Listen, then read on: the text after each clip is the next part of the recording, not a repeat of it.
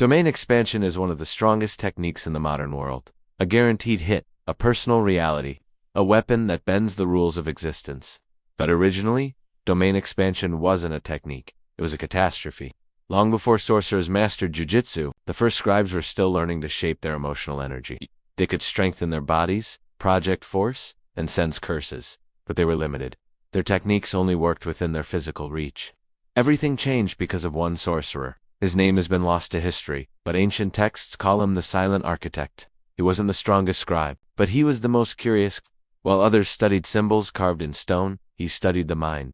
He believed the human imagination could influence the real world if amplified through cursed energy. His idea was simple but dangerous. If emotions shape curses, could imagination shape reality?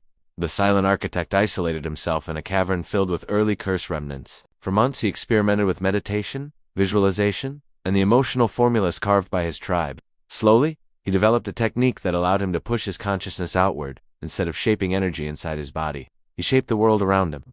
The moment he succeeded, everything changed. His emotions solidified into a physical space, a personal realm, a zone where his thoughts became laws. This was the first domain, a place fully controlled by a single human. But the power came with consequences. The first domain did not stay contained. The architect's emotions were too unstable, too raw. Fear leaked out, twisting the ground. Anger cracked the cavern walls. Hope turned into blinding light that scorched the stone. The domain expanded far beyond his control, swallowing the landscape. Villagers saw reality folding, walls bending, and curses melting under the pressure. Some believed the world was ending. The scribes managed to break through and pull the architect out, but he was changed. His consciousness was fractured. His mind had been stretched beyond its limit. He could no longer tell where his thoughts ended and the world began. His domain collapsed, but pieces of it remained floating. Shards of his imagination fused into reality. Even today, some ruins still carry impossible geometry and warped symbols that sorcerers avoid. The tribes studied the remnants and discovered a terrifying truth. A domain isn't created by power, it is created by overwhelming emotion. To form a domain, a sorcerer must push a single emotion so deeply into the world that it overwrites the environment.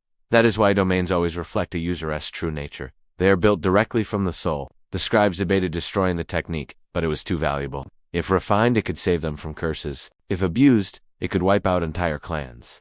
The knowledge eventually fell into the hands of rival tribes. Wars erupted, domains clashed, tearing the land apart. Sorcerers realized that if two domains overlapped, only the stronger would survive, and the weaker could be erased from existence. Entire families vanished in these conflicts. To prevent total destruction, the surviving clans rewrote the rules. They limited domain usage. They simplified the techniques. They hid the truth behind layers of tradition and secrecy. The modern version of domain expansion is only a fraction of the original power. The first domain wasn't a technique. It was a world-breaking emotional explosion. And the Silent Architect, the man who created it, left behind a final warning carved into stone. The strongest domain is not the one you build, but the one you cannot control. This is the untold origin of domain expansion. And this is Anime Lore Nexus, where hidden truths are revealed. Subscribe for episode 4.